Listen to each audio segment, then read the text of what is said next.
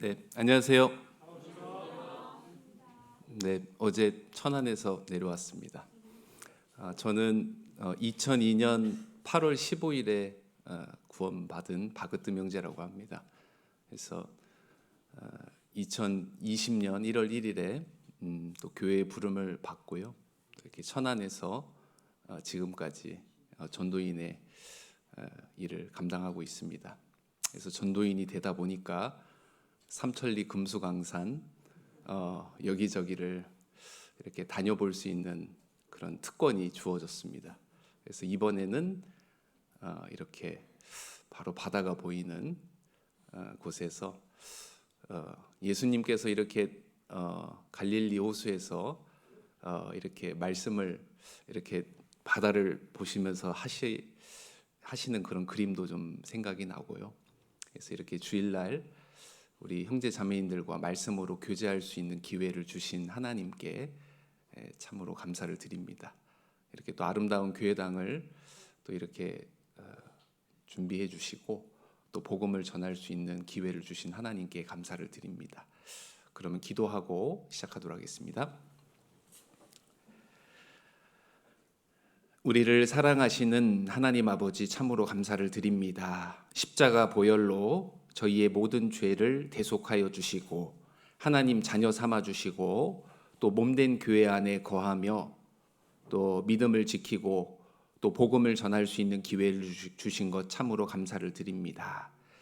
저희들 세상 마지막 때를 살아가는 가운데 또 많은 유혹과 시험이 있고 또 여러 가지 고난과 슬픔이 있지만 또 그 가운데서도 믿음을 지키며 여기까지 올 수 있게 해주신 주님의 은혜를 감사를 드립니다. 저희들 이렇게 모일 때마다 주 성령께서 함께 역사하여 주심으로 또 필요한 말씀을 저희에게 교훈하여 주시고 또 이 시간을 통해 저희들 많은 것들을 일깨우고 또 다짐하는 또 소중한 시간으로 주님께서 인도하여 주시기를 부탁드립니다. 또 우리 거제교회 안에 우리 여러 가지 어려움과 또 개인적인 사정으로 또 이 시간 함께 참석하지 못한 지체들이 있습니다. 주님께서 그 지체들 굽어 살펴주시고 그 어려움들 회복시켜 주셔서 또 온전한 마음으로 신앙생활할 수 있도록 또 주님께서 인도해 주시기를 부탁드립니다. 또 오늘 준비된 말씀을 통해 하나님 영광 받으시고 또 우리에게는 또 은혜로운 시간 또 주님의 그 지혜와 능력을 덧입는 시간이 될 수 있도록 주님 인도하여 주시옵소서. 감사드리며 저희를 구원하여 주신 예수님 이름으로 기도드렸습니다. 아멘. 네, 저희 잠언 3장 1절을 한번 찾아보도록 하겠습니다.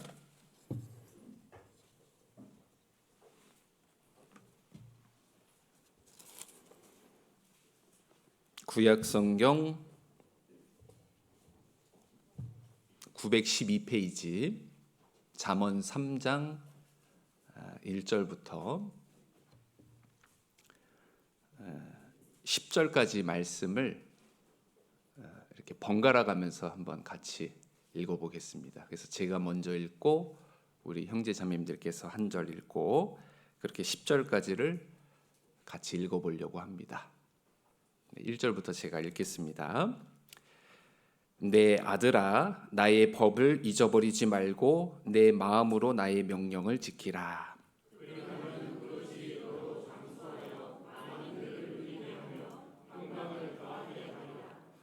인자와 진리로 내게서 떠나지 않게 하고 그것을 내 목에 매며 내 마음판에 새기라.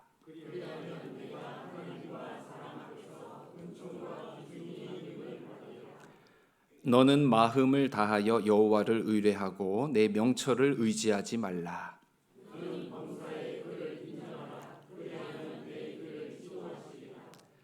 스스로 지혜롭게 여기지 말지어다. 여호와를 경외하며 악을 떠날지어다.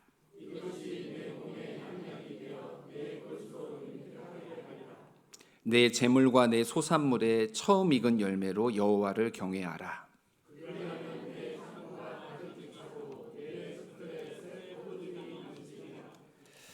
저희 27절부터 31절까지는 같이 한번 읽어보겠습니다. 내 손이 선을 베풀 힘이 있거든 마땅히 받을 자에게 베풀기를 아끼지 말며 내게 있거든 이웃에게 이르기를 갔다가 다시 오라 내일 주겠노라 하지 말며 내 이웃이 내 곁에서 안연히 살거든 그를 모해하지 말며 사람이 내게 악을 행하지 아니하였거든 깔닥 없이 더불어 다투지 말며 포악한 자를 부러워하지 말며 그 아무 행위든지 좇지 말라. 네, 오늘 하나님을 경외하는 신앙이라는 제목으로 말씀을 좀 준비했습니다. 우리가 경외라는 단어를 이렇게 많이 저희가 이렇게 들어보는데요. 조금 어려운 단어인 것 같습니다. 이 경외라는 말을 우리가 사전적으로 보면은 경건한 공경심 이렇게 좀 표현을 할 수 있습니다. 그래서 어떤 높은 대상 앞에 압도된 마음으로써 그 대상을 어려워하고 아주 높이려는 마음이라고 할 수 있습니다. 그래서 하나님이 이 세상에서 가장 높으신 분이라는 것이 마음에 확실히 새겨져서 항상 하나님 앞에서 조심하며 삶의 모든 영역에서 하나님을 세상 그 누구보다 최고로 여기는 것이 바로 하나님 경외라고 할 수 있습니다. 그래서 우리 존재의 근원은 하나님이시죠. 하나님이 없으면 아무것도 없는 것입니다. 내 남편과 아내도 나의 부모님과 자녀도 모두 다 하나님이 주신 것입니다. 지금 내가 누리고 있는 모든 것들 이것도 역시 하나님이 전부 다 주신 것입니다. 그래서 우리는 모든 것의 근원이 하나님임을 기억하고 모든 것보다 하나님을 앞세우고 사랑하는 것이 합당하다고 할 수 있습니다. 그런데 우리가 막상 이렇게 삶을 살다 보면은요, 그렇게 하나님을 기억하고 하나님을 최고로 여기고 조심스럽게 살아가는 것이 좀 쉽지는 않은 것 같습니다. 그래서 오늘 이 한 시간 하나님을 경외하는 것이 무엇인지, 그리고 하나님을 경외하는 자들이 이렇게 좀 두 사람 정도를 좀 살펴보려고 하거든요. 이렇게 노아와 요셉을 좀 생각을 해보고, 그리고 마지막으로는 우리가 하나님을 경외하는 신앙이 되기 위해서는 좀 어떤 것들이 필요한지 그렇게 좀 말씀을 이렇게 간단하게 좀 드려보려고 합니다. 그래서 먼저는 이 잠언 3장을 통해서 하나님을 경외하는 삶이 무엇인지를 좀 한번 살펴보도록 하겠습니다. 3장 여기 1절 보시면은요, 제가 읽겠습니다. 내 아들아 나의 법을 잊어버리지 말고 내 마음으로 나의 명령을 지키라. 그리하면 그것이 너로 장수하여 많은 해를 누리게 하며 평강을 더하게 하시리라. 인자와 진리로 내게서 떠나지 않게 하고 그것을 내 목에 매며 내 마음판에 새기라. 그리하면 내가 하나님과 사람 앞에서 은총과 기중이 여김을 받으리라. 먼저 첫 번째로 하나님을 경외한다는 것은 말씀을 마음에 새기는 것이라고 할 수 있습니다. 그래서 우리의 신앙생활을 한마디로 정의해 본다면요, 말씀을 배우고 말씀을 믿고 말씀을 붙잡고 살아가는 생활이라고 할 수 있겠죠. 그래서 이 말씀 생활은 우리 신앙생활에 있어서 가장 본질적이고 근원적인 부분이라고 할 수 있습니다. 우리가 평상시에 말씀을 가까이 하지 않고 잘 읽지도 않고 이 말씀이 우리에게 익숙하지 않으면 어떤 문제가 생길까요? 어떤 분들은 내가 뭐 오늘 하루 이렇게 말씀을 안 읽는다고 어떤 뭐 묵상이나 암송 같은 것들을 뭐 안 한다고 무슨 티가 나겠나 이렇게 생각하는 분들도 있습니다. 그런데 그 하루가 이틀 되고 그것이 일주일이 되고 한 달이 되죠. 그래서 그런 말씀을 멀리하는 삶을 이렇게 반복하다 보면은 그것이 습관이 되고, 그러다 보면은 우리 마음 가운데 말씀이 점점 사라지게 됩니다. 그래서 우리의 마음과 생각에서 말씀이 사라지기 시작하면은요, 우리의 말과 행동이 육신적이 되고, 나중에는요 우리의 모습이 다른 세상 사람들과 비슷해질 수밖에 없습니다. 그래서 방금 읽은 말씀에서 3절 중간에 이렇게 말씀을 하셨죠. 그것을 내 목에 매며 내 마음판에 새기라. 그래서 말씀을 마음판에 새기라고 하는 것은요, 실제로 그렇게 할 수 있으니까 마음판에 새기라고 하는 것입니다. 그래서 우리가 이렇게 말씀 시간에 그 자리에 내가 있다, 내가 말씀을 들었다, 그것만으로 만족해서는 안 되고 어떻게든지 이 말씀을 마음판에 새기려고 하는 것이 바로 주님을 경외하는 것입니다. 그래서 이 말씀을 마음판에 새겨야만 기억이 되고 이 말씀을 지킬 수 있고 나의 신앙을 붙들어주는 원동력이 될 수 있습니다. 자, 그 사례를 한번 살펴볼 건데, 여기 잠언 3장은 책갈피를 좀 해주시고 누가복음 10장을 한번 보겠습니다.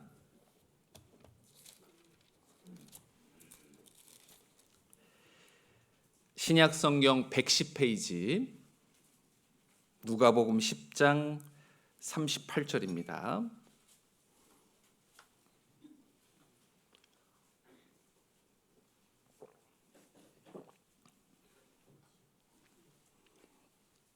누가복음 10장 38절.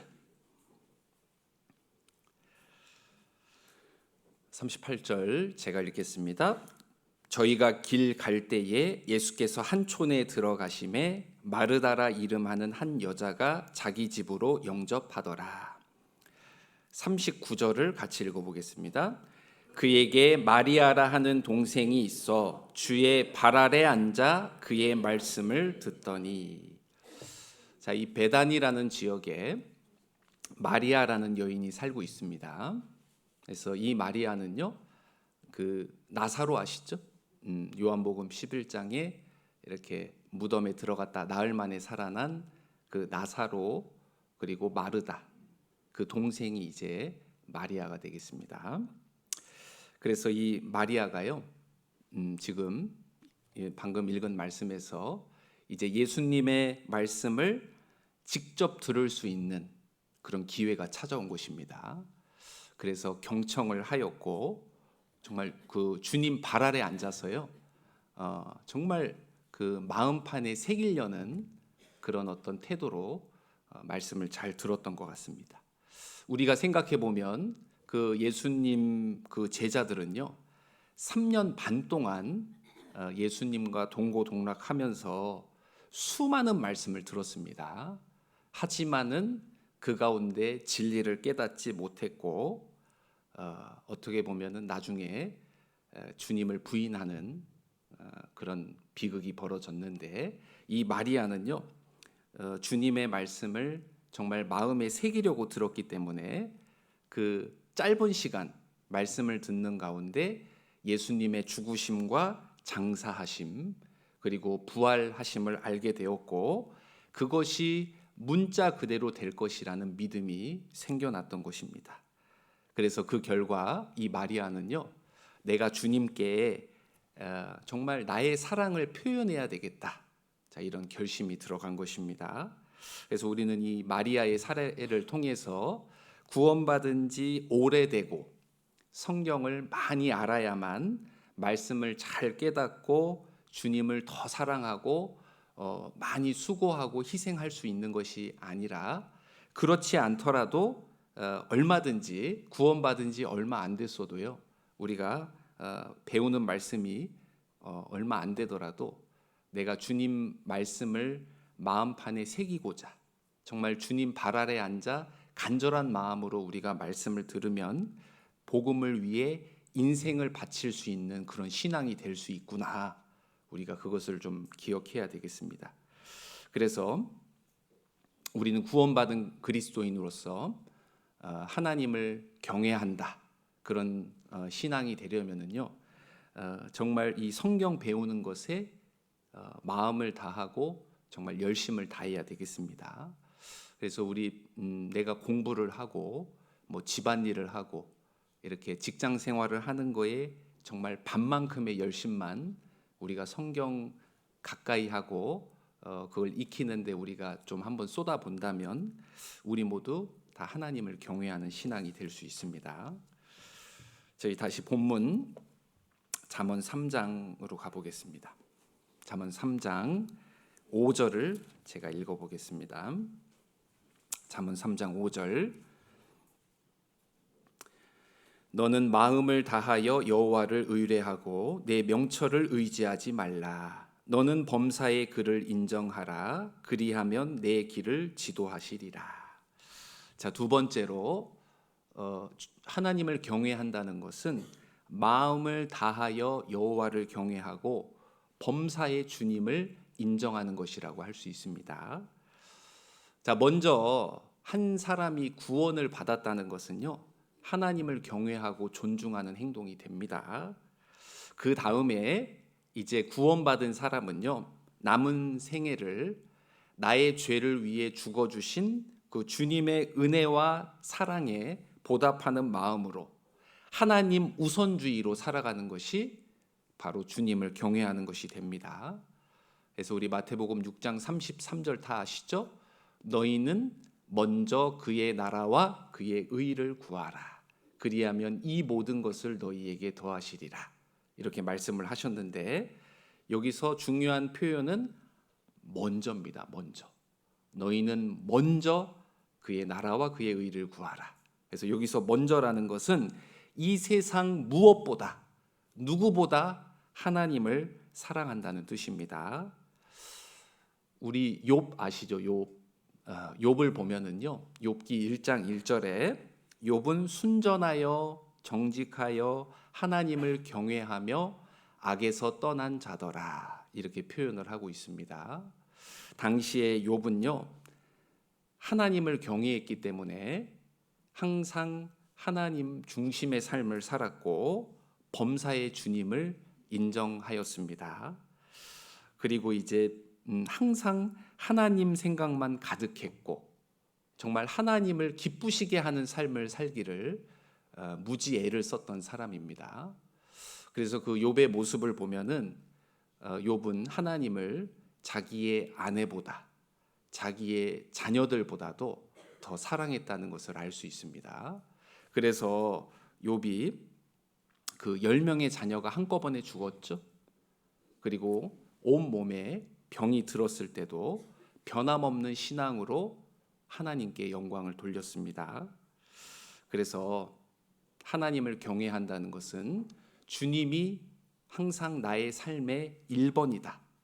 그리고 먼저 주님 것을 구하고 주님 일에 충성하는 삶. 그것이 바로 하나님을 경외하는 삶이 되는 것입니다. 자, 그 다음에 여기 3장 7절입니다. 3장 7절. 스스로 지혜롭게 여기지 말지어다. 여호와를 경외하며 악을 떠날지어다.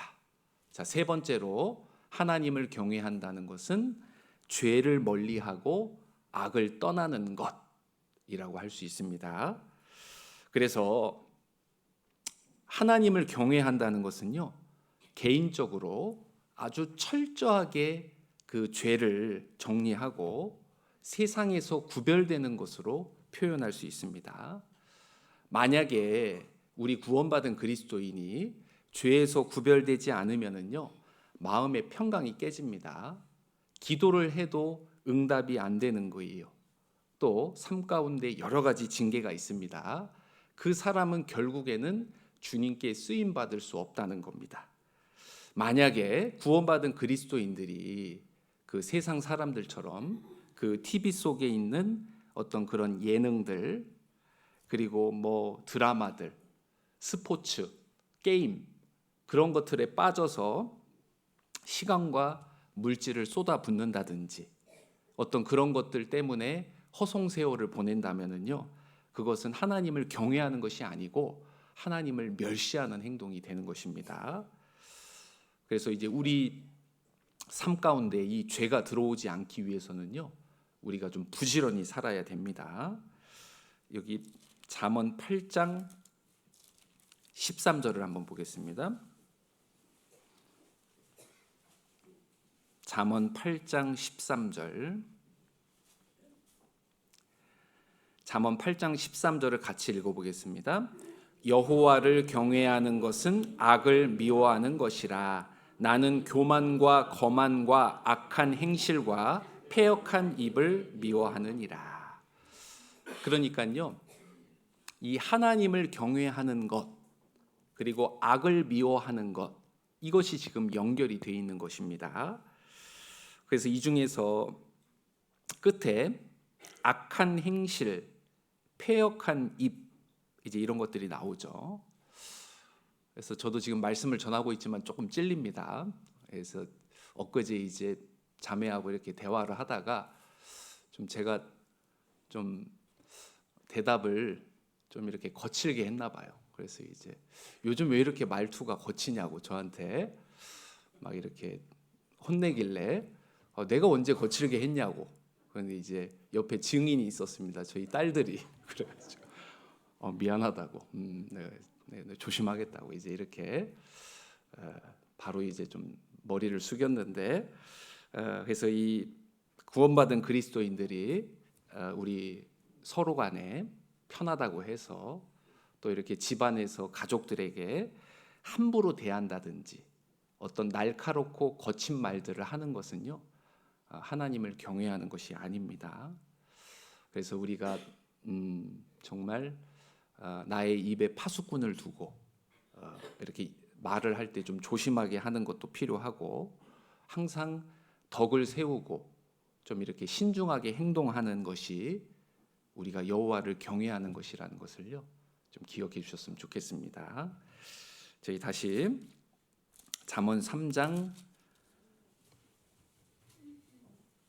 9절로 한번 가보겠습니다. 3장 9절. 내 재물과 내 소산물의 처음 익은 열매로 여호와를 공경하라. 그리하면 내 창고가 가득히 차고 내 즙틀에 새 포도즙이 넘치리라. 그래서 네 번째로 하나님을 경외하는 것은요, 물질 생활을 바르게 하는 것이라고 할 수 있습니다. 사람은 보통 자기가 중요하다고 생각하는 쪽으로 마음이 가게 되어 있고요, 물질을 이렇게 좀 사용하게 됩니다. 그래서 어떤 사람이 자기의 물질을 복음과 교회를 위해 사용한다. 그럼 그 사람 마음은요, 교회와 복음 가운데 있는 것입니다. 그래서 우리 스스로를요, 한번 좀 돌아봤으면 좋겠습니다. 나는 물질 생활을 어떻게 하고 있는가? 나는 복음과 교회를 위해 나의 물질 사용하는 것을 기쁨과 즐거움으로 하고 있는가? 아니면 그 억지로 인색함으로 하고 있는 것은 아닌가? 좀 그것을 좀 돌아봐야 되겠습니다. 그래서 하나님을 경외하는 신앙이 되면은 나의 물질, 정말 내가 갖고 있는 것들을 복음과 교회를 위해 우선적으로 사용하게 되는 것입니다. 그래서 여기 10절에 그렇게 약속의 말씀을 해주셨죠? 10절에 같이 읽어보겠습니다. 그리하면 내 창고가 가득히 차고 내 즙틀에 새 포도즙이 넘치리라.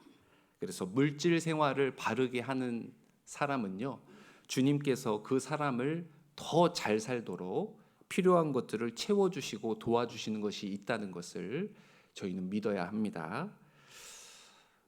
하나님께서는요, 인류 역사 가운데 항상 복음이 전해지고 또 많은 사람들이 구원을 받고 교회가 세워지고 신앙이 그 성장되는 일에 하나님을 경외하는 사람을 통해서 이루어 오셨습니다.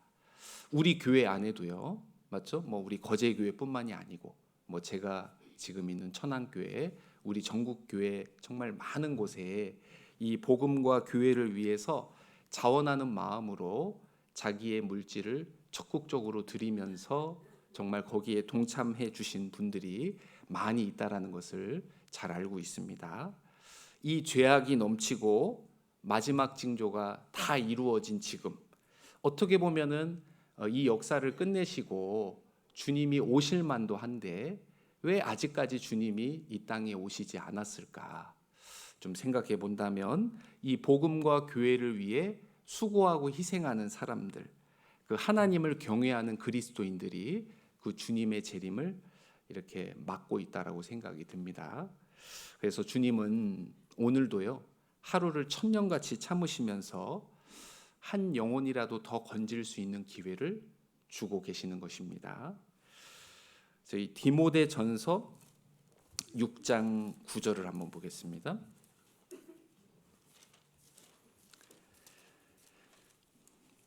신약성경 341페이지입니다.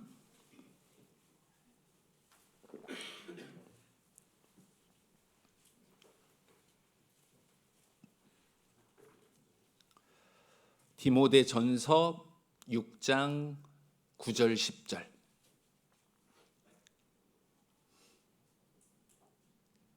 같이 한번 읽어보겠습니다. 부하려 하는 자들은 시험과 올무와 여러 가지 어리석고 해로운 정욕에 떨어지나니 곧 사람으로 침륜과 멸망에 빠지게 하는 것이라.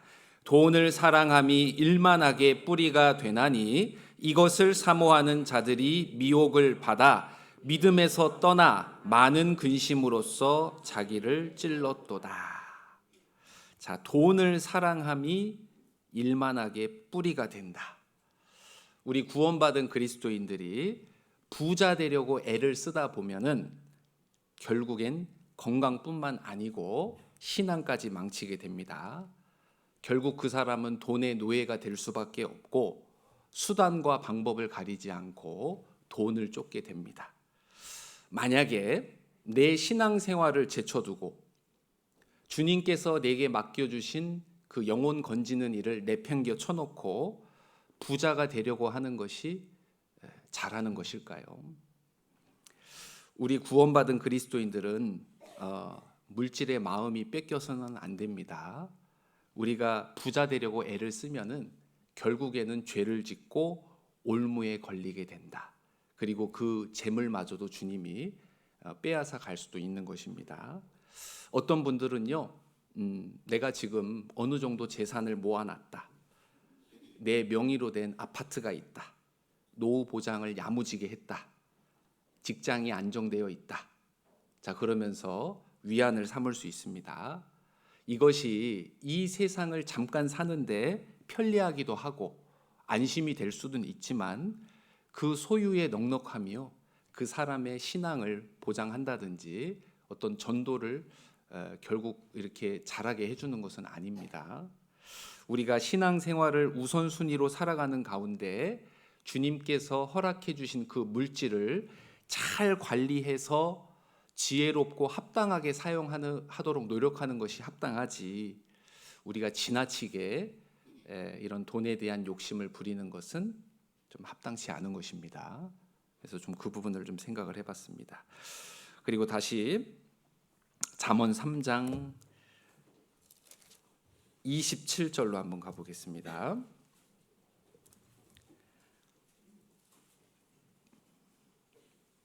잠언 3장 27절입니다.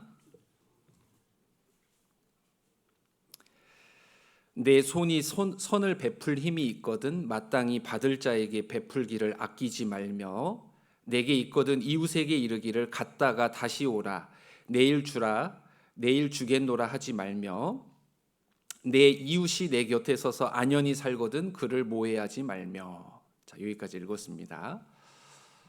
자, 하나님을 경외하는 신앙 다섯 번째는요, 이웃에게 적극적으로 선을 행하는 것입니다.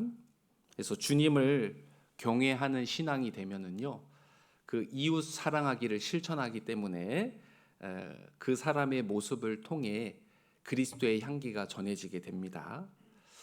우리가 우리의 주변 사람들에게요, 선을 행할 수 있는 기회가 무한정 주어져 있는 것이 아닙니다. 뭐 주님이 당장 곧 있으면 오시는 것도 있지만 또 그분들이 우리 곁을 떠날 수도 있고 우리가 먼저 떠날 수도 있는 것입니다. 그래서 주님께서는 내 주변에 적절한 사람들을 두시고 마땅히 받을 자에게 선을 베풀기를 아끼지 말라고 말씀을 하십니다. 우리 구원받은 그리스도인의 삶은 마치 그 달이 태양의 빛을 받아서 비추는 것처럼요. 우리도 그 주님의 사랑을 힘입어서 이웃을 위해 사는 삶이 되어야 합니다. 그런데 참으로 구원받았다 할지라도요. 막상 우리가 전도를 한번 해보려고 하면은 그것이 그리 쉬운 일은 아니라는 것을 저희가 좀 경험적으로 알게 됩니다.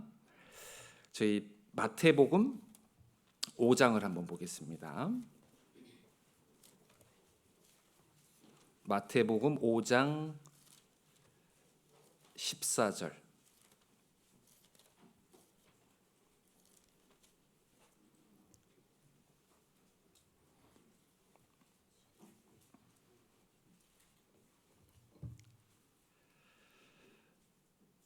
자, 마태복음 5장 13절부터 16절까지 천천히 같이 한번 읽어보겠습니다. 너희는 세상의 소금이니 소금이 만일 그 맛을 잃어버리면 무엇으로 짜게 하리요? 후에는 아무 쓸데없어 다만 밖에 버리워 사람에게 밟힐 뿐이니라.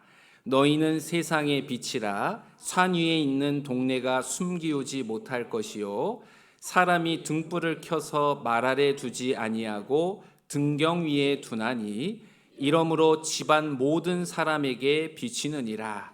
이같이 너희 빛을 사람 앞에 비치게 하여 저희로 너희 착한 행실을 보고 하늘에 계신 너희 아버지께 영광을 돌리게 하라. 자, 우리 구원받은 그리스도인들은 세상 가운데 소금과 빛으로 살아가고 있습니다.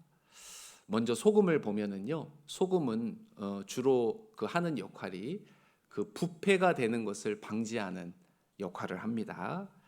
그래서 이 세상이 타락되고 그 멸망하는 것을 막고 있는 사람들이요, 바로 우리 그리스도인들입니다. 이제 얼마 후에 주님께서 공중에 재림하시면은요, 이 소금 같은 그리스도인들은 다 사라지게 되고 이 세상은 완전히 부패하게 됩니다. 그래서 우리가 정말 주님이 오실 때까지 이 세상에서, 가정에서, 사회에서 그 소금이 녹는 것처럼 우리가 자기를 부인하고 희생하는 삶을 살 때 우리를 통해서 그런 맛이 나는 것입니다. 그 다음에 이제 빛이라 그랬죠. 그래서 빛을 비춘다는 것은 우리가 주변 사람들에게 착한 행실로 본을 보이고 또 모든 것을 하나님의 영광을 위해 하는 것이라고 할 수 있습니다. 그래서 우리가 전도라는 것이 말로 이렇게 집회가 있다, 우리 교회에 가자, 말씀 들어보자 뭐 하는 것이 있지만 그 이전에 정말 우리의 행함으로 전도를 해야 된다. 그래서 우리의 가족과 주변 사람들이 나의 착한 행실을 볼 수 있도록 우리는 해야 되겠습니다.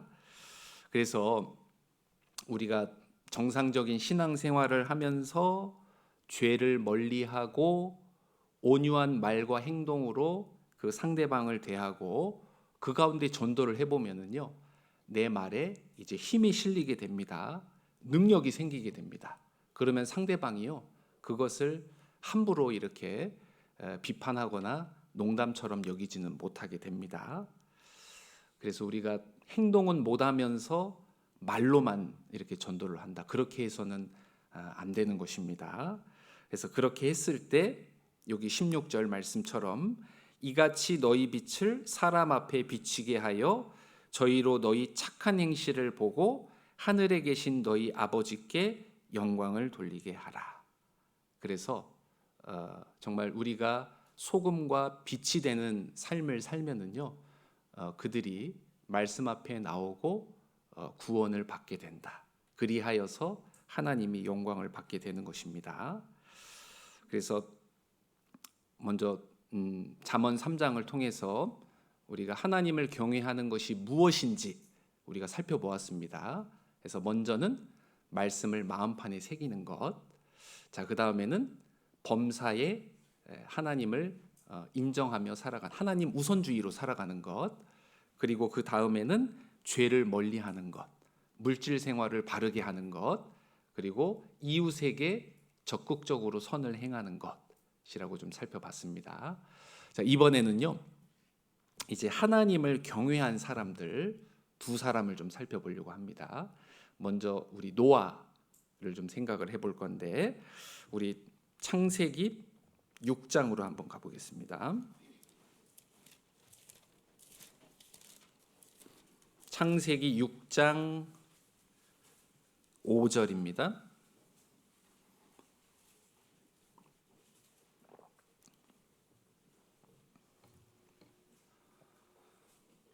창세기 6장 5절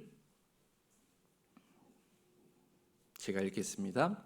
여호와께서 사람의 죄악이 세상에 관영함과 그 마음의 생각의 모든 계획이 항상 악할 뿐임을 보시고 땅 위에 사람 지으셨음을 한탄하사 마음에 근심하시고 가라사대 나의 창조한 사람을 내가 지면에서 쓸어버리되 사람으로부터 육축과 기는 것과 공중의 새까지 그리하리니 이는 내가 그것을 지었음을 한탄함이니라 하시니라. 자, 노아가 살았던 세상은요, 지금 우리 시대처럼 죄악이 충만하고 하나님에 대해 무관심했던 시대라고 할 수 있습니다.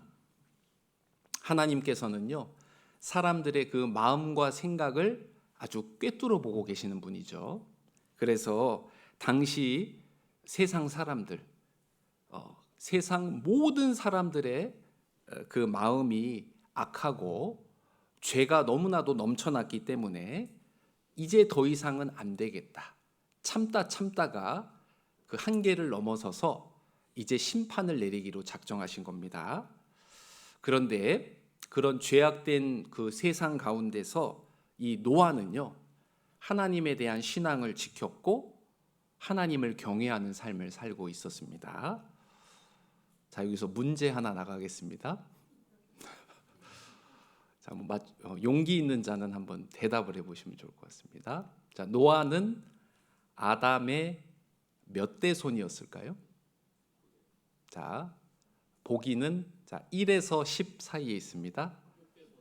자, 힌트를 드리자면 보통 뒤쪽에 답이 있습니다. 정답은요? 아니, 뒤에 있다니까요. 10입니다. 10. 그래서 노아는 아담의 10대 손이었습니다. 여기 8절, 9절 같이 한번 읽어보겠습니다. 그러나 노아는 여호와께 은혜를 입었더라. 노아의 사적은 이러하니라. 노아는 의인이요 당세의 완전한 자라. 그가 하나님과 동행하였으며. 자, 이 노아는요, 아담의 10대 손입니다. 그래서 이렇게 계보를 올라가면은 에녹이 나옵니다. 에녹. 무려 300년 동안 하나님과 동행하였던 그 에녹이 무두셀라를 낳았고 라멕을 낳았고 라멕이 노아를 낳게 됩니다. 그래서 어떻게 보면 그 당시에는 이제 수명이 길었기 때문에 할아버지, 증조 할아버지, 고조 할아버지가 이제 다 같이 살아 있는 거죠. 그러니까 이 노아는요, 이 에녹을 통해서 하나님과 동행하는 삶이 무엇인지를 아마 듣고 보고 배웠을 것입니다. 그러니까 그 믿음을 본받은 사람이었던 것이죠. 그래서 8절에 여호와께 은혜를 입었다. 9절에는 의인이고 당세의 완전한 자라는 것은요, 이 노아가 하나님의 은혜를 입어서 의롭게 되었고 또 실제로 의로운 삶을 살고 있었다라는 의미인 것입니다. 13절 하나님이 노아에게 이르시되 모든 혈육 있는 자의 강포가 땅에 가득하므로 그 끝날이 내 앞에 이르렀으니 내가 그들을 땅과 함께 멸하리라. 자, 지금은요, 우리 엊그제 비 어마어마하게 내렸죠. 천안에서도요. 새벽에 한 2시 넘어까지. 제 이제 집이 그 사택에서 이제 꼭대기층이거든요. 그래서 이제 옆에 그 지붕들도 있다 보니까 그 비가 내리치는 소리로 인해서 이렇게 늦게 잠이 들었습니다.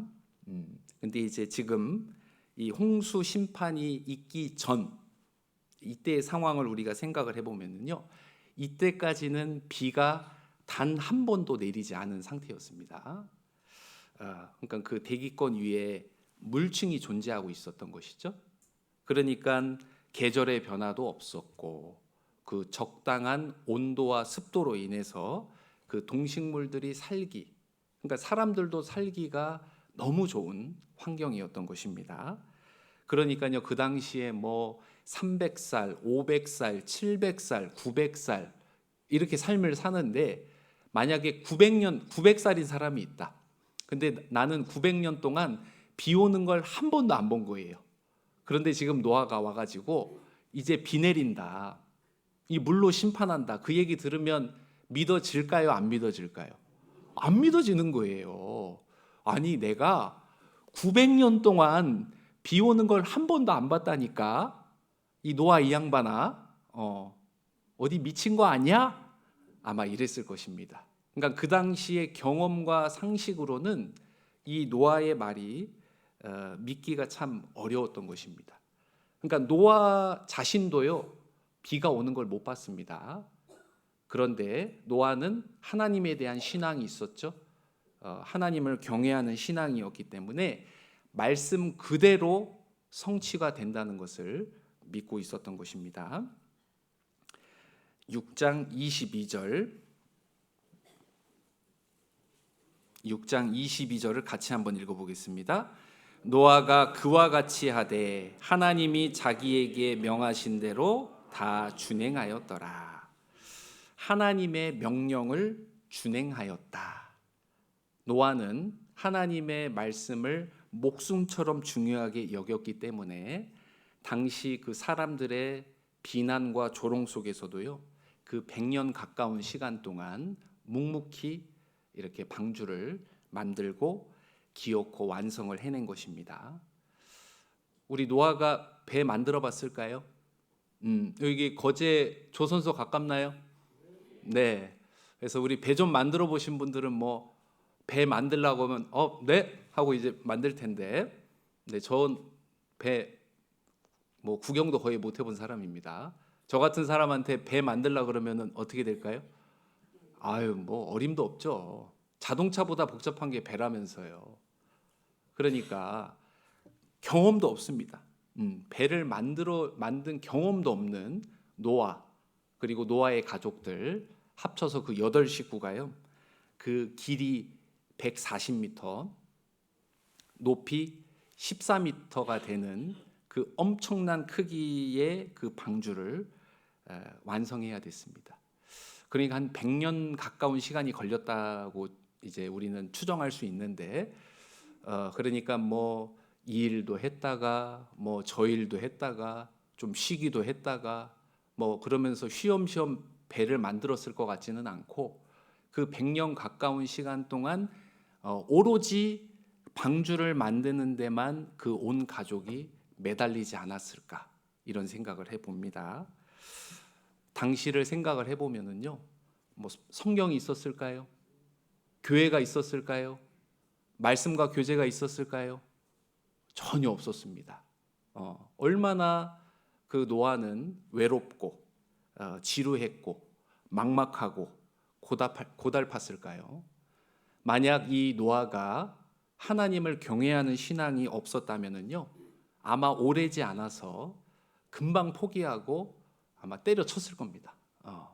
그냥 못했을 거예요. 그런데 이 노아는 하나님을 가장 사랑했고 하나님이 나와 함께 하신다는 것을 믿고 있었기 때문에 하루하루 최선을 다할 수 있었습니다. 그래서 어떻게 보면 그 방주를 만드는 그 외롭고 아주 지루했던 그 시절이 하나님 앞에서는요, 아주 찬란하게 빛나는 그런 시간들이었으리라 생각이 듭니다. 그리고 또 생각할 것은 노아가 방주만 그냥 오로지 만들었을까요? 그렇진 않았고 이제 방주를 짓는 동안 전도를 합니다. 저희 베드로후서 2장을 한번 보겠습니다.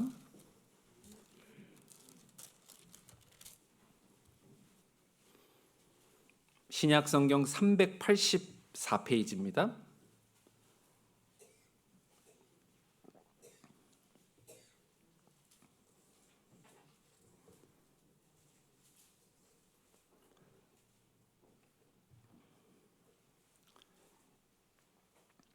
베드로후서 2장 5절 말씀.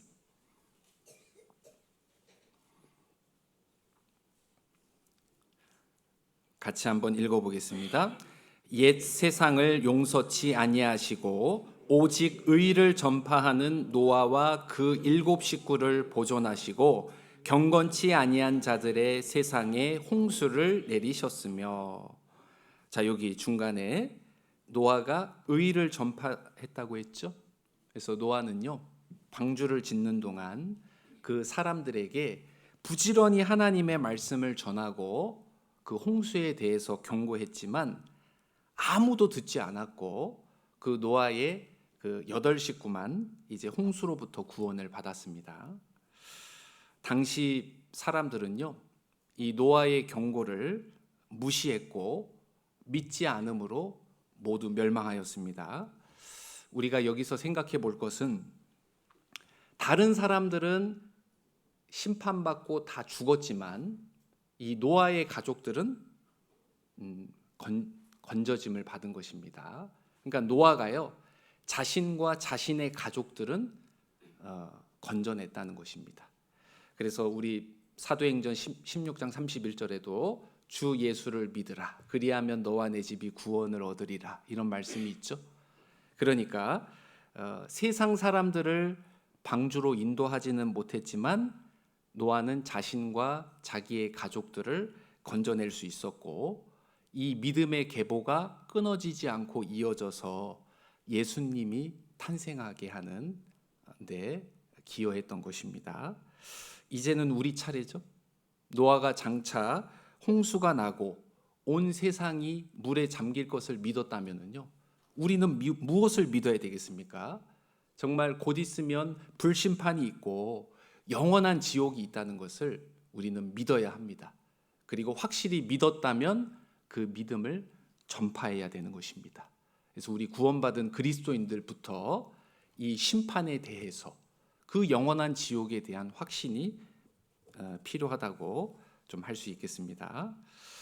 자, 두 번째로는 요셉에 대해서 한번 좀 생각을 해보겠습니다. 요셉은요, 지금으로 말하면 금수저, 은수저 이런 거 아닙니다. 불우한 환경에서 이렇게 출생을 합니다. 눈을 딱 떴습니다. 엄마 몇 명이에요? 4명입니다. 눈을 딱 떴는데 엄마가 4명인 거예요. 자, 눈을 딱 떴는데 형이 몇 명이에요? 형이 10명입니다. 저는 이제 장남이니까 뭐 위로 형이 없어서 잘 모르는데 만약에 형이 10명 있다. 그럼 든든할까요? 무서울까요? 모르는 분들은 아유, 형들이 있으면 든든하겠죠. 이렇게 생각하시는데 배다른 형들이에요. 배다른 형들 10명. 어떻게 되는 거예요? 이놈 하고 이제 아주 무섭지 않았을까라는 생각이 듭니다. 그리고 더 안타까운 것은 이 친엄마가 라헬이었는데 요셉이 한 10살쯤 되었을 때 그 동생을 낳다가 죽게 됩니다.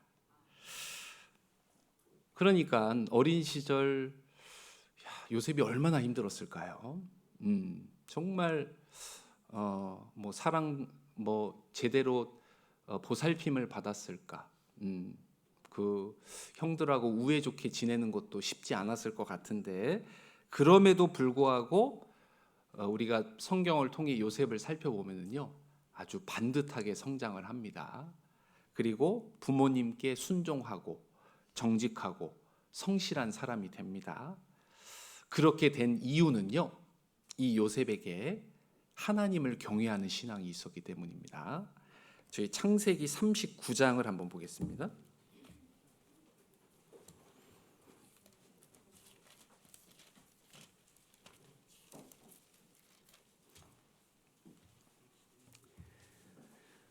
구약성경 60페이지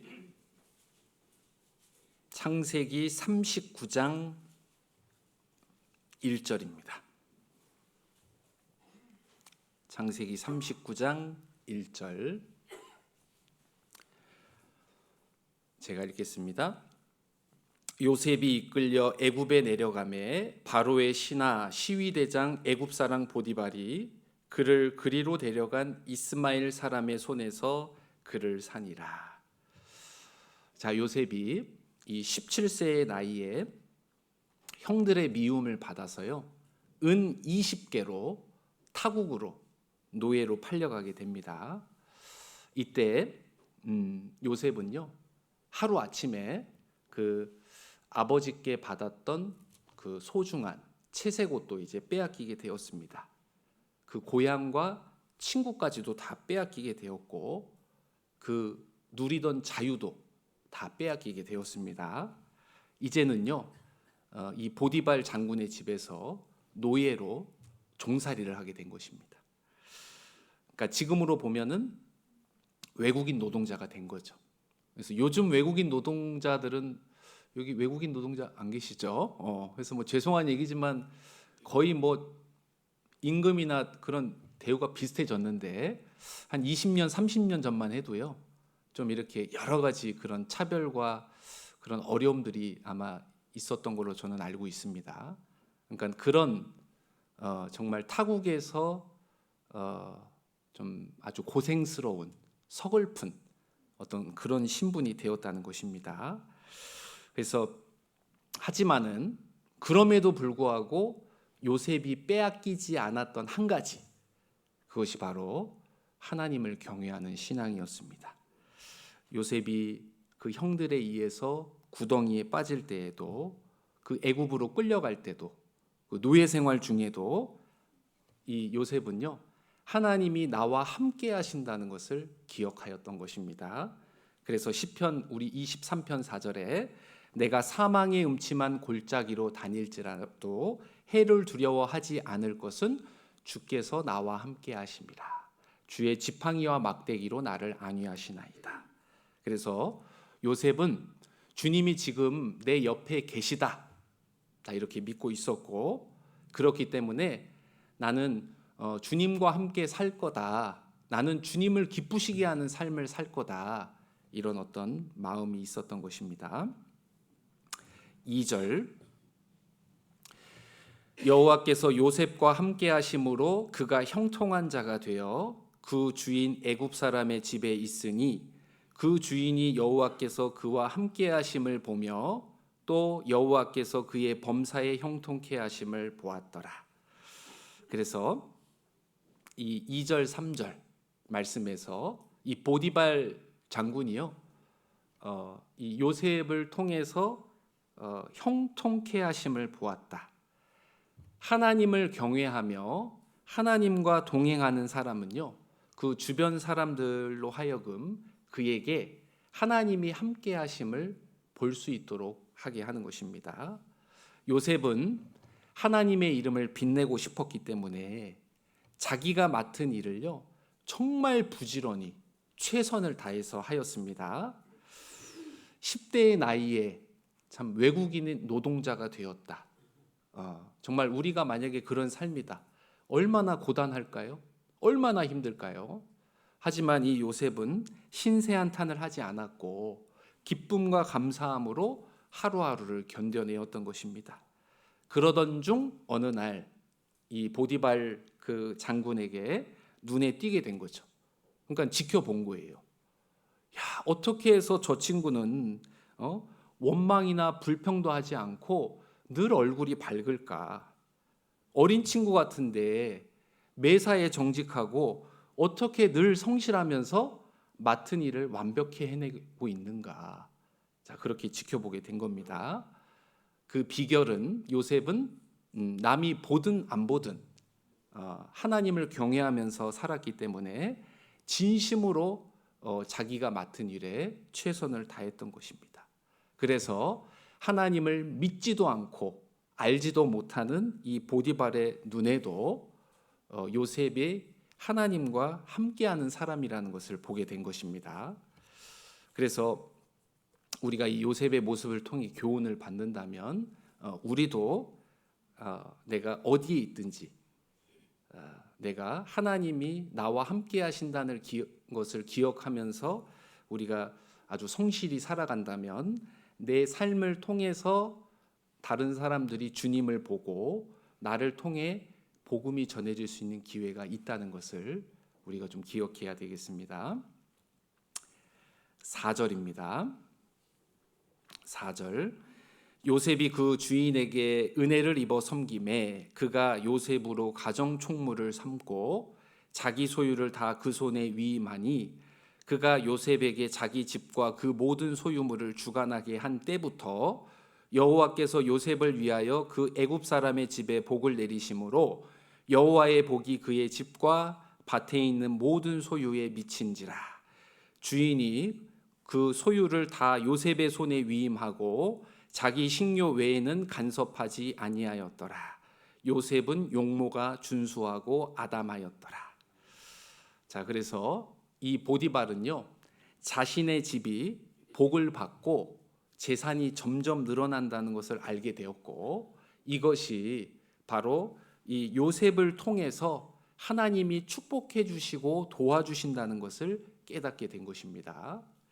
그래서 이 요셉이 이 보디발 장군의 집에서 모든 소유를 맡아 관리하는 가정 총무가 된 것입니다. 우리가 만약에 우리 개인의 집에서 가정 총무 이거는 별거 아닌데 보디발 장군의 집에서 가정 총무다.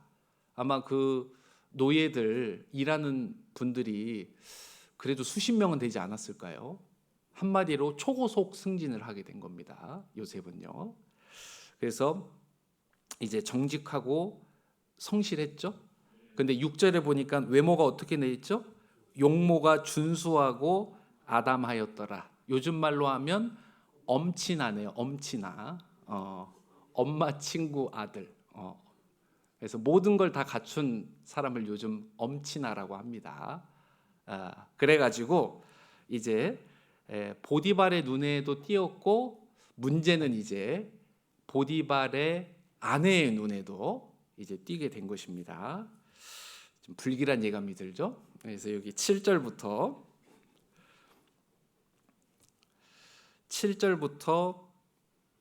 우리 9절까지 같이 한번 읽어보겠습니다. 그 후에 그 주인의 처가 요셉에게 눈짓하다가 동침하기를 청하니 요셉이 거절하며 자기 주인의 처에게 이르되 나의 주인이 가중 제반 소유를 간섭지 아니하고 다 내 손에 위임하였으니 이 집에는 나보다 큰 이가 없으며 주인이 아무것도 내게 금하지 아니하였어도 금한 것은 당신뿐이니 당신은 자기 아내임이라. 그런즉 내가 어찌 이 큰 악을 행하여 하나님께 득죄하리이까. 자, 이때 요셉의 나이가요, 그 육체가 가장 왕성한 20대 청년 남자였습니다. 그러니까 이성 문제에 아주 흔들리기 쉬운 그런 나이였던 것입니다. 한번 생각을 해볼까요? 아무도 없는 집에서요, 그 상관의 아내가 아마 이 보디발의 아내도 예뻤으리라 생각이 듭니다. 그래서 그 아내가 막 유혹을 하면서 성경에는 나오진 않지만 어떤 거절하기 힘든 막 제안들을 하면서요, 막 이렇게 접근을 하는 겁니다. 그런데 이 요셉은요, 어떻게 해서 그 유혹을, 그 위기를 견디고 무너지지 않을 수 있었을까? 우리가 생각을 해보면요, 요셉은 어릴 때부터 그 야곱, 그 아버지의 그 말씀을 귀담아 듣는 가운데 하나님에 대한 지식이 이렇게 형성이 되었던 것 같습니다. 우리 요한 1서 1장 5절 아시죠? 하나님은 빛이시라. 그에게는 어두움이 조금도 없으시니라. 그러니까 하나님은요, 행동뿐만 아니라 마음과 생각까지 거기서 짓는 죄를 다 싫어하신다는 것을 요셉은 잘 알고 있었던 것입니다. 그리고 잠언 말씀에 내 아들아 내 마음을 내게 주며 내 눈으로 내 길을 즐거워할지어다. 그래서 지금 요셉의 마음에는요, 하나님밖에 없었던 겁니다. 주님에 대한 사랑으로 가득 차 있었던 거예요. 요셉은 정말 하나님을 경외하고 있었고 죄에 대한 분명한 기준을 가지고 있었습니다. 그래서 이 마음과 생각으로부터 이 죄를 짓지 않음으로써 주님에 대한 사랑을 지금 나타내 보인 것입니다. 그래서 이 요셉은요, 이 보디발의 아내가 지금 매력적인 여자로 보이는 게 아니라 자신을 망가뜨리는 마귀로 보였던 겁니다. 그래서 이제 막 정중하게 거절을 아마 여러 차례 했을 것입니다. 근데도 계속 이제 접근을 하고요, 막 집요하게 막 들러붙으니까, 자 여기 10절부터 제가 읽겠습니다. 여인이 날마다 요셉에게 청하였으나 요셉이 듣지 아니하여 동침하지 아니할 뿐더러 함께 있지도 아니하니라. 그러할 때에 요셉이 시무하러 그 집에 들어갔더니 그 집사람은 하나도 거기 없었더라. 그 여인이 그 옷을 잡고 가로되 나와 동침하자. 요셉이 자기 옷을 그 손에 버리고 도망하여 나가매. 자, 그래서 정중하게 거절하고 아무리 싫다고 해도요, 이 요셉을 막 유혹하면서 나중에는 안 되니까요, 막 옷을 붙잡고 막 잡아당기는 겁니다. 그래서 뭐 지금으로 하면 뭐 어떻게 될까요? 뭐 마님 뭐 이러시면 안 됩니다. 이랬을까요? 뭐라고 했을까요? 그래서 안 되겠다 싶으니까요, 이제 주저하지 않고 뿌리치고요, 그 옷을 그냥 아주 벗어버리고 그 자리를 피하는 장면이 나옵니다. 그래서 이것으로 인해 요셉의 옷은 벗겨지게 됐지만 그의 인격과 신앙은 벗겨지지 않았던 것입니다. 요셉은 참으로 악을 멀리하고 거룩하게 살기로 노력했기 때문에요, 그 유혹을 뿌리칠 수 있었던 것입니다. 그래서 요셉은 아주 평범하고 연약한 자였습니다. 하지만 하나님을 경외하는 신앙으로 살았기 때문에 주님 손에 붙들리게 되었고 나중에는요, 정말 크고 위대한 사람으로 쓰임을 받게 됩니다. 그래서 우리는 이 요셉을 통해서요, 우리도 여러 가지 유혹과 시험이 있습니다. 그런 죄를 지을 수 있는 상황이 오는데 그것을 우리가 어떻게 대처해야 되는지를 우리는 좀 생각해 봐야 되겠습니다. 그래서 우리는 생각에서부터, 아주 마음에서부터 단호하게 끊어내고 그 죄의 자리를 우리가 가서도 안 되고, 그렇게 해서 우리가 좀 주님을 기쁘시게 하는 신앙이 되어야 되겠습니다. 그러면 이제 마지막으로 우리가 하나님을 경외하는 신앙이 되기 위해서 좀 어떤 부분이 좀 필요한지를 좀 생각해 보겠습니다. 우리 데살로니가전서 5장을 한번 보겠습니다.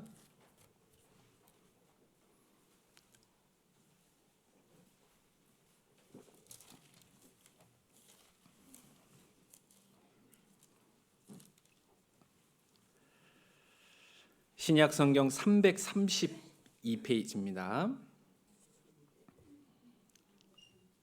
데살로니가전서 5장 16절에서 18절입니다.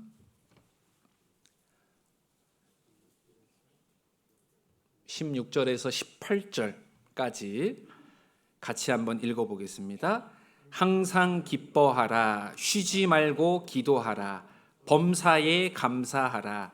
이는 그리스도 예수 안에서 너희를 향하신 하나님의 뜻이니라. 자, 우리가 하나님을 경외하는 신앙이 되기 위해 세 가지를 좀 생각해 보려고 합니다. 먼저 첫 번째로는요, 항상 기뻐하라. 우리가 구원받지 않은 사람은요, 항상 슬퍼하라, 항상 탄식하라. 이게 이제 합당한 말입니다. 왜냐하면 구원받지 않은 상태로 죽음을 건너가면 영원한 고통과 슬픔이 기다리고 있기 때문입니다. 자, 그런데 반대로 우리 구원받은 그리스도인들은요, 구원받았다는 이유 하나만으로요, 항상 기뻐해야 합니다. 우리 하박국 그 3장에 보면은 내가 왜 기뻐해야 되느냐, 하박국이 간증을 하죠. 비록 무화과 나무가 무성치 못하며 포도나무에 열매가 없으며 감람나무에 소출이 없으며 밭에 식물이 없으며 우리의 양이 없으며 외양간에 소가 없을지라도 난 여호와로 인하여 즐거워하리. 나의 구원의 하나님으로 인해 기뻐하리로다. 그래서 우리가 만약에요, 정말 단 하루라도, 단 한 시간이라도요, 우리가 만약에 지옥의 고통을 한번 체험해 본다면은요, 내가 지금 이 세상에서 겪고 있는 어려움들, 이거 아무것도 아니다, 이렇게 아마 좀 깨닫게 될 것입니다. 그래서 내가 이 땅에서 좀 초라하게 살고요, 여러 가지 어려움이 있어도 내가 구원받은 것 하나 때문에 기뻐하는 것, 정말 그것이 하나님 앞에서 합당하고 하나님을 경외하는 신앙이 되는 길입니다. 그 다음에 이제 두 번째로 쉬지 말고 기도하라 그랬죠. 무한히 크시고 절대자 하나님, 그분께서 계십니다. 그 주님께서요, 우리에게 지금 쉬지 말고 기도하라고 하십니다. 그래서 우리 사람은 대단한 존재가 아닙니다. 우리는 너무나도 무력하고 연약한 존재입니다.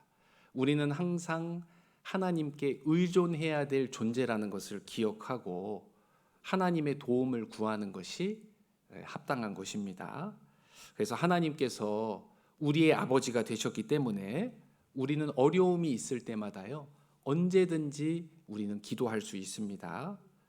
하나님께서는요, 우리가 우리의 연약함을 알고 하나님의 도움을 구하며 살아가는 그 모습을 기뻐하신다는 것을 좀 기억해야 합니다.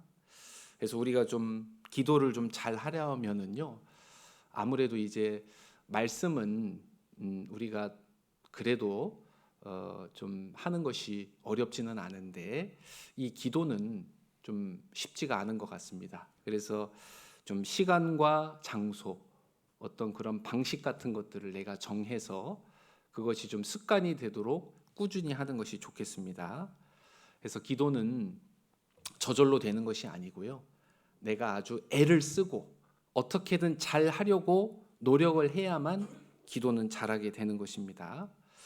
그래서 예수님의 그 기도하시는 모습을 보면은 항상 그 한적한 곳을 찾아서 기도하러 가는 모습을 저희는 볼 수 있습니다. 그래서 우리도 기도를 하기 위해서 이렇게 혼자 있는 시간, 조용하고 차분한 상태에서 이렇게 주님께 좀 기도를 하는 시간을 가지면은요, 그 기도에 온전히 집중을 할 수 있습니다. 그래서 여건만 된다면 어떤 나만의 기도 장소를 좀 확보해 보는 것이 좀 좋겠다.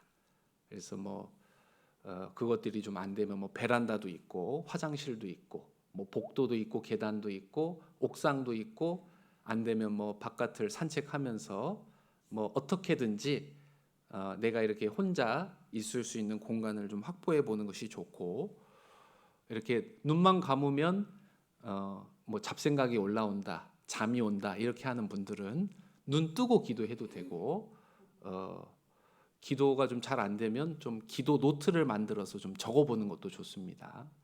그래서 여러 가지 방법을 동원해서 충분히 우리가 기도할 제목들이 너무나도 많지 않습니까?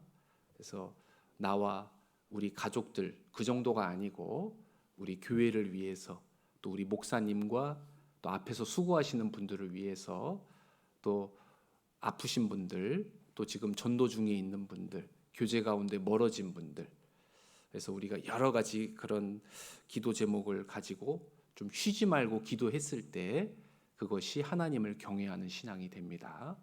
그리고 이제 세 번째가 범사에 감사하랍니다. 반대말은 뭐죠? 범사에 불평불만하라 이건데 우리가요 불평을 한번 해보면은요 아주 끝이 없습니다. 끝이 없는 거예요. 그래서 우리가 이 세상을 어떤 태도를 갖고 살아가느냐 그것이 정말로 중요합니다. 그래서 우리가 하나님을 경외하는 신앙이 되기 위해서는 감사하는 그런 어떤 삶의 태도가 너무나도 중요하다. 그래서 하나님이 이 세상 모든 것을 주관하고 다스리고 계신다. 만약에 그런 우리가 믿음이 있다면 범사에 감사하는 것이 마땅한 거예요. 내게 어떤 어려움이 주어졌을 때 어떤 힘든 일이 있을 때 이것도 하나님의 계획하심 가운데 있다. 그리고 이 가운데 주님께서 더 좋은 것을 주시려고 이렇게 하는 것이다라고 생각을 해야 된다는 거죠. 그래서 우리 욥기 5장 말씀에도 인생은 고난을 위하여 났나니 불티가 위로 나름 같다고 했습니다. 그러니까요 이 세상에서 고난이 없는 그리스도인들은 없는 거예요. 다 나름대로의 크고 작은 어려움들 가운데 살아가는 겁니다. 나만 겪는 어려움이 아닌 거예요. 그래서 실은요 그 고난을 통과할 때는 너무나도 힘든데 나중에 뒤를 돌아보면은요 참 그 고난이 은혜였다. 주님께서 내게 주신 축복이었다는 것을 우리는 깨닫게 됩니다. 주님께서는요 이 고난을 통해서 우리로 하여금 더 강건하게 더 정금 같은 신앙이 되게 더 좋은 것들을 주시기 위해서 이런 고난들을 허락하고 계십니다. 그렇기 때문에 만약에 현재 내가 어떤 그런 슬픔들, 고통들 가운데 놓여 있다면 감사함으로 받아들이는 것이 하나님을 경외하는 신앙입니다. 그리고 또 우리가 감사를 좀 잘 하려면은요, 우리 자신을 더욱 낮추고 겸손한 그런 신앙이 되어야 되겠습니다. 그래서 겸손한 자에게 하나님의 은혜가 임한다고 했는데 우리가 지금보다 마음을 조금만 더 낮춰보면은요, 내가 일상 속에서도 얼마든지 그런 기쁨과 감사를 누리며 살아갈 수 있는 것입니다. 그래서 항상 기뻐하라, 쉬지 말고 기도하라, 범사에 감사하라.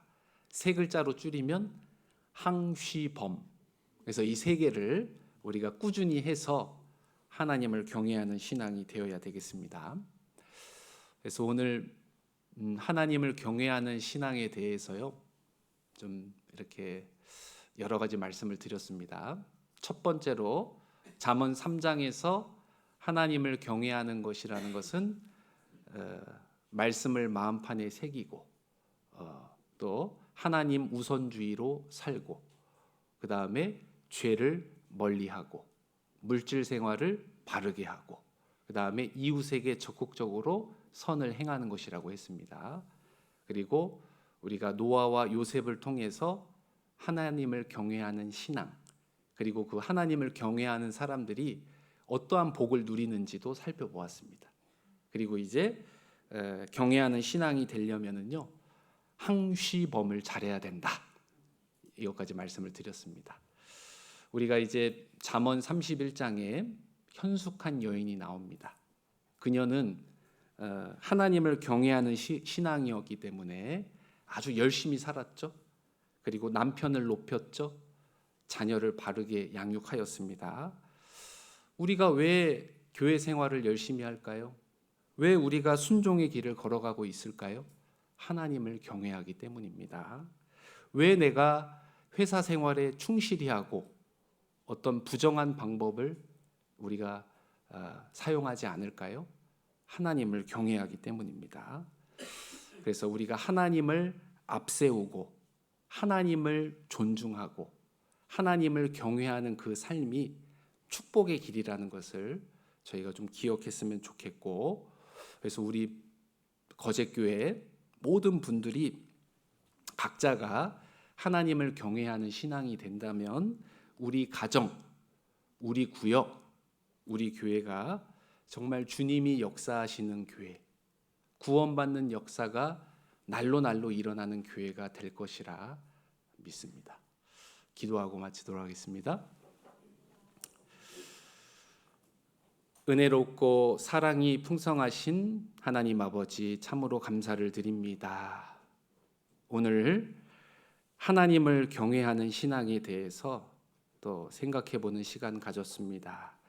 저희들 이 세상 살아가는 가운데 정말 그 사람들 속에 치여서 사람을 의식하고 또 사람을 기쁘게 하는 그런 삶이 많이 있었습니다. 저희가 구원을 받았고 하나님의 살아계심을 기억하고 남은 인생 하나님을 경외하는 신앙이 되게 하여 주시옵소서. 저희들 말씀을 붙잡고 또 주님의 함께하심을 기억하고 살아갈 때 또 주님께서 저희의 삶을 선한 길로 인도하시고 또 필요한 것들을 다 채워주심을 믿습니다. 이제 내일부터 우리 거제교회 오전 집회가 계획이 되어 있습니다. 기도 부탁 가운데 올라온 영혼들 주님께서 그 마음을 붙잡아 주시고 열어주셔서 말씀 앞으로 주님 인도하여 주시고, 아직 남아있는 시간들 저희들 주저하지 말고 미루지 말고 이 복음을 전하여서 이 강당이 정말 귀한 영혼들로 차고 넘칠 수 있도록 또 주님께서 도와주시기를 부탁드립니다. 목사님을 중심으로 하여 모든 임원들, 온 성도가 합심 협력하여 복음을 전하고 또 서로 사랑하며 주님을 기쁘시게 하는 이 거제교회가 될 수 있도록 주님 도와주시옵소서. 감사드리며 저희를 구원하여 주신 예수님 이름으로 기도드렸습니다.